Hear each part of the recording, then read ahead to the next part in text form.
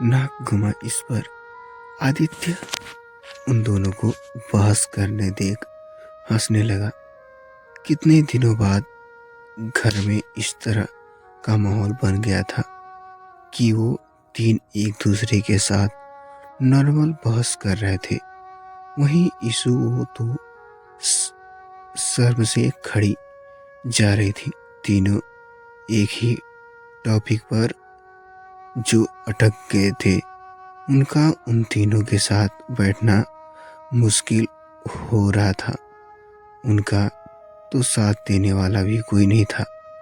तीन लोग के बीच वो अकेले लड़की, वो तीनों क्या समझेंगे इसके दिल का हाल। और इस पर तरह से उसके घर में ये सब बातें खुलकर कोई करना तो नहीं था।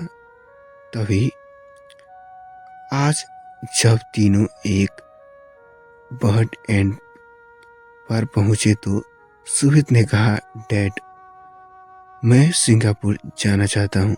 ये सुन आदित्य कुछ कहता उससे पहले ही उन चारों को एक आवाज सुनाई दी, गुड मॉर्निंग अंकल। सभी ने आवाज को सुन अपने सिर घुमाए तो आदित्य ने खुश होकर अंगद आते हुए उस लड़की को देखकर कहा, हे विवेक कम। विवेक मुस्कुराया हुआ वहां आया तो आदित्य ने उसे ब्रेकफास्ट ज्वाइन करने को कहा। विवेक ने एक नज़र सामने बैठी ईशु को देखा। आदित्य ने कहा, थैंक अंकल। वहीं अब ईशु उसके तो मुंह में जो बाइट था वो अब उससे खाया भी नहीं जा रहा था। उसके पास बैठी सुहित को पैर पर अपना हाथ रख उसके पेट को अपनी मुट्ठी में भींच लिया तो सुहित ने उसे एक नज़र देख अब उसके हाथ पर अपना हाथ रख दिया। सुहित ने अब अपना गला ठीक करते हुए आदित्य से पूछा, डैडी, लगता है आप और विवेक एक दूसरे को कुछ ज़्यादा ही अच्छे से जानते हैं। इस पर आदित्य ने कहा, यस, ये मेरे बिजनेस फ्रेंड एमआर सारंश मल्होत्रा का बेटा है। यही है तुम्हारा पार्टनर जो तुम्हारे साथ 50-50% पार्टनरशिप पर तुम्हारे साथ सु कंपनी को खोलना चाहता है। सुहित ने विवेक को देख आदित्य से धीरे से कहा, डैडी, हमने इस बारे में बात ही नहीं की। तो आदित्य मुस्कुरा दिया और उसने कहा, हाँ, क्योंकि मौका नहीं मिला, इसलिए तो आज विवेक को यहाँ बुलाया है।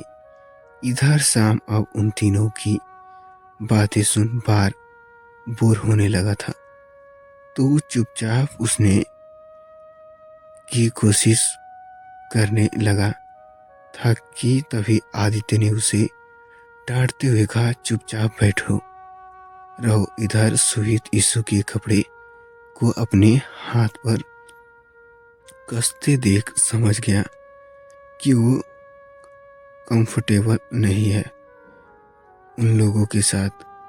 उसने एक नज़र ईशु के चेहरे को देखा तो वह एक उसके चेहरे का नूर जैसे उड़ चुका था। सुहित ने आदित्य को देखते हुए कहा, डैडी, मैं अभी आया। ये कहते हुए सुहित उठा और उसने अपने साथ ईशु को मिला तो अचानक से उसकी नज़र विवेक पर पड़ी जो कि ईशु को ही घूर रहा था। ये देख सुहित ने ईशु को देखा जो कि मुंह फेर दूसरी तरफ देख रही थी। सुहित ने विवेक को घूर कर देखा तो उसने जलती नजरों को महसूस कर विवेक ने अपनी आंखें आदित्य की तरफ घुमाना उसके बात करना शुरू कर दिया। वहीं सुहेद अब यीशु को लेकर वहां से चला गया। रूम में पहुंचते ही सुहेद ने यीशु से पूछा, तुम उन विवेक को देख इतना डर क्यों रही हो? तो इस पर यीशु ने अपना सिर झुकाए नामे सिर हिलाया। तो उससे झूठ बोलने पर सुहेद को थोड़ा गुस्सा आ गया, पर उसने खुद को शांत करते हुए अपना सिर उठा उसकी आंखों में देखने की कोशिश करते हुए पूछा, मुझसे झूठ बोलोगी तुम? मुझे साफ साफ दिख रहा है कि तुम उसे ही देखकर अनकंफर्टेबल फील हुई हो, और शायद कल भी हुई थी। बताओ मुझे बात क्या है? यीशु ने सुहेद की बात सुन फिर से एक बार अपना सिर नामे हिलाया। तो सुहेद गुस्से में उसे देखने लगा। उसने इधर उधर देखते हुए अब बेड के साइड में ड्रॉर में नोट पेन्स निकाल उसे थमाते हुए कहा, लिखो इस पर जो भी बात है, मुझे लिख कर दो, मुझे समझाओ। यीशु उसके इस तरह से रिएक्ट करने पर सहम गई। उसने नोट पेन्स अपने हाथ में लिया ताकि सुहेद का फोन बजने लगा। उसने यीशु को देखते हुए अपना फोन निकाल पिक किया तो इधर से आदित्य की आवाज सुन उसे कहा, आई एम कमिंग डैड। सुहेद ने कॉल कट करते हुए कहा, हम बात करेंगे इस मैटर पर अभी के लिए तुम ब्रेकफास्ट करो, मैं अभी रूम में भिजवाता हूँ। ये कहते हुए वे अब रूम से बाहर निकल नीचे चला आया। आदित्य, शाम और विवेक तीनों इस वक्त अब लिविंग एरिया में थे। तो सुहेद भी जाकर विवेक के सामने बैठ गया और उसने आदित्य को देखते हुए साफ साफ कहा, डैड, मैं और विवेक स्कूल टाइम के क्लासमेट हैं। नाउ हर बट स्टिल ये अभी किसी भी पार्टनरशिप में विवेक क्या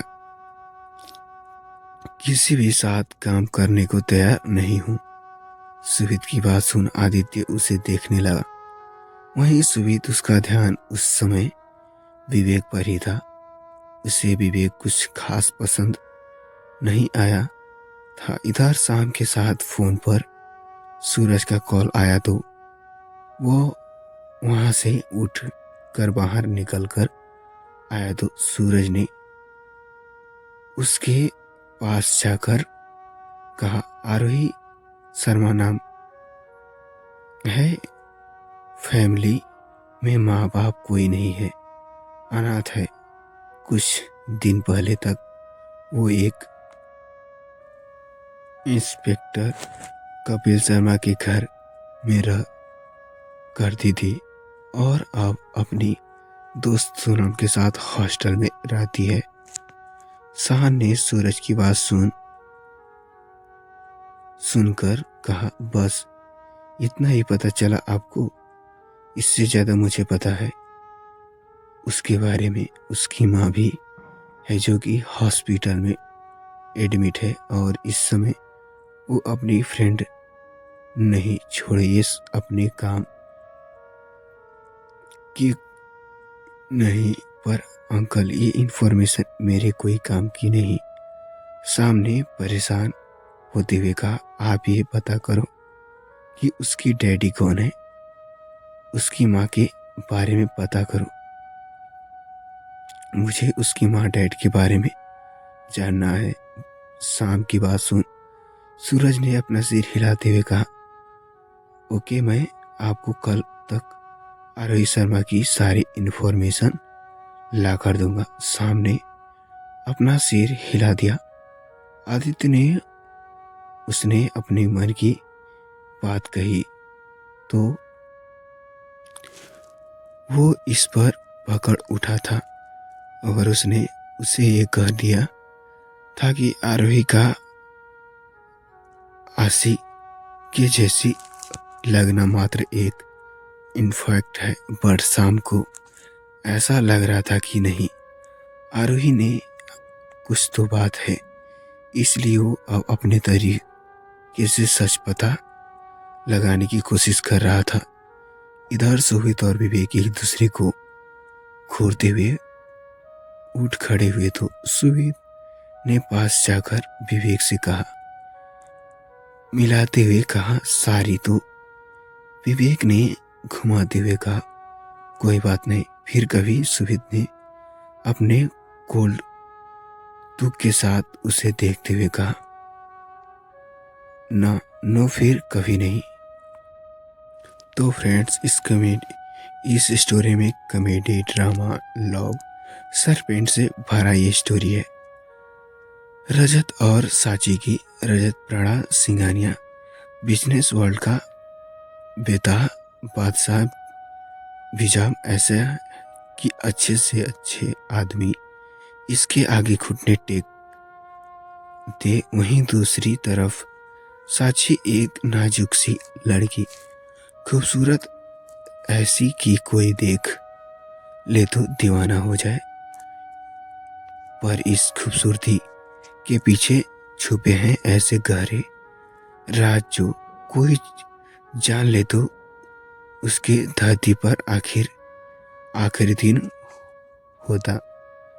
वहीं फैमिली के प्रेरर में आए करती बड़ी सच को रजत के शादी के बाद तीत रजत ने जो देखा उसने बाद उसकी जिंदगी ही उलट पुलट गई हो। आखिर क्या हुआ उस रात उसे जितने रजत के जिंदगी में तबाही ला दी? क्या होगा स्टोरी में जानने के लिए बने रहिए। कमेंट पढ़कर मुझे लगा था कि आप इस रीजन को नहीं पढ़ रहे। और रही रुद्र की गर्लफ्रेंड की बात, तो ये बात तो आपको आज कल में के हर लड़के के साथ देखने को मिलेगी। कोशिश करूंगी कि दोनों सीरीज को अलग ही रखूं। आरोही इस समय क्लास में थी और उसका ध्यान कहीं और ही था।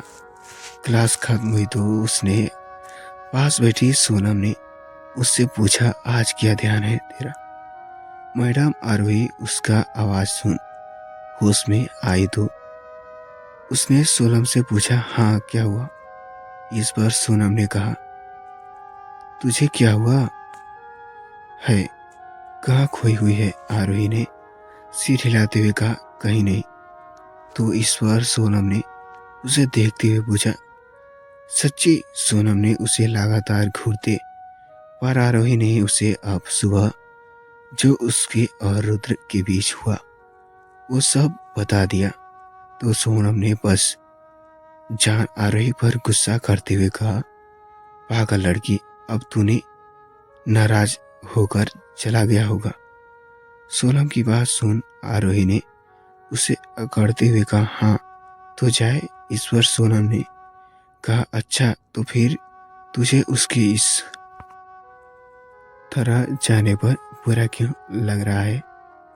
तो आरोही ने कहा, मुझे कहा बुरा लग रहा है? सोनम ने कहा, लग तो रहा है, साफ दिख रहा है तेरे चेहरे पर कि तुझे उसके जाने पर कितना बुरा लग रहा है। आरोही ने झट से अपने चेहरे पर हाथ फेरते हुए कहा, नहीं ऐसा कुछ नहीं है। सोनम उससे झूठ पर मुस्कुराते हुए और अब वे दोनों क्लासरूम में निकलकर कैंटीन में जाकर बैठे तो सोनम ने कहा, सच बता, तुझे रुद्र पसंद है या नहीं? अच्छा लगता है ना तुझे? वो आरोही उसकी बात सुनकर एक पल के लिए खामोश रही, पर फिर जैसे ही कुछ याद आया तो उछलते हुए बोली, नहीं, मैं नहीं, मैं उन्हें कभी पसंद नहीं कर सकती। उस पर सोनम ने अपना सिर पीट लिया और बस झुक लाते हुए कहा, तो फिर क्यों उसके बारे में सोच रही है? तो आरोही ने भी चिढ़ते हुए कहा, मैं कहाँ सोच रही हूँ।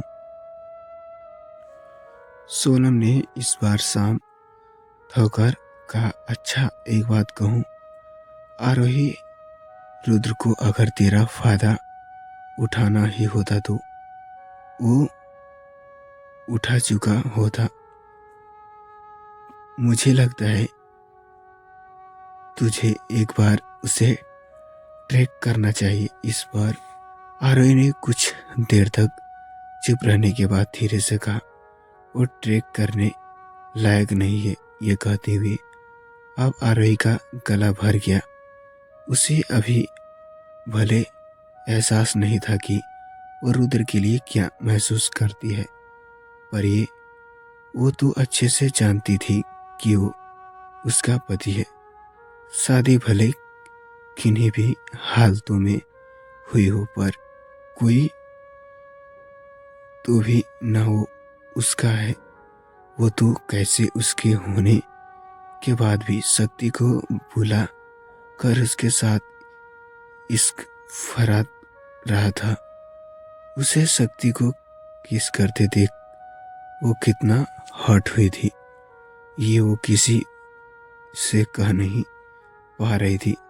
आंखें भर आई थी तो उसने सिर झुकाए हुए अपने आंसू पोंछ लिए। सोनम ने उसे इस तरह देखते हुए कहा, देख अब खुद को कह रही है बुरा नहीं लग रहा है, पर उसकी याद में आंसू बहा रही हो। सोनम की बात सुन अब ये तो आरोही का अपने आंसू पर जैसे वश में नहीं रहा था। वो अब सच में रोने लगी थी। तो सोनम ने इधर उधर देखते हुए कहा, अब रो क्यों रही हो? अच्छा एक काम करो, इतना याद आ रहा है तो बात कर लो ना उससे। आरोही ने सोनम से है कि छीन उस पर भागते हुए कहा, नहीं करने मुझे कोई बात, और मुझे कोई याद नहीं आ रही उनकी। कुछ ऑर्डर कर, मुझे बहुत भूख लगी है। सोनम ने आरोही की बात सुन अपना सिर पीट लिया। आरोही को समझाना अब उसे बेफिजूल लग रहा था, तो वो अब उठकर वहां से काउंटर पर कुछ ऑर्डर देने चली गई। रात के समय मलानी के होटल पर फुल साइड एरिया में रुद्र अपने वेट डायरेक्टर साहब और अपनी सभी टीम मेंबर के साथ बैठा हुआ था। हेलो फ्रेंड्स, कैसी लगी स्टोरी कमेंट करके ज़रूर बताना। तो फ्रेंड्स, मुझे प्यार हुआ था वो स्टोरी आ चुकी है। तो मैंने उस वीडियो में कमेंट किया था, किसी भी वीडियो में 100 लाइक कंप्लीट हो जाते हैं तो मुझे प्यार हुआ था स्टोरी अपलोड कर दूंगा। तो फ्रेंड्स, अभी तक टारगेट कंप्लीट नहीं हुआ है, तो प्लीज़ क्या कर रहे हो गाइज, 100 लाइक का टारगेट है, कंप्लीट करा दो। तो फ्रेंड्स, स्टोरी कैसी लगी कमेंट करके जरूर बताना। चैनल पर नए तो चैनल को सब्सक्राइब करके बेल आइकन को ऑल पे प्रेस कर दीजिए, ताकि कोई भी वीडियो नोटिफिकेशन आपको तुरंत और सबसे पहले मिले। तो फ्रेंड, चलिए हमारी स्टोरी यहीं तक समाप्त होती है। तो 1-2 दिन में वो स्टोरी भी पढ़ जाएगी। तो चलिए अपनी वीडियो यहीं तक समाप्त करते हैं। Thank you for watching, welcome.